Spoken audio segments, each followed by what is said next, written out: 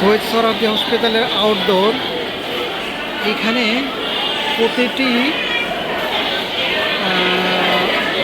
এই হাসপাতালের প্রতিটি বারান্দাতেই দেখা যায় একই অবস্থা বিরাজ করছে। এখানে না আসলে বিশ্বাস করা যাবে না যে কী পরিমাণ সাধারণ জনগণ এইখানে চিকিৎসার জন্য প্রতিদিন আসেন এবং এখানকার চিকিৎসার সাথে জড়িত সমস্ত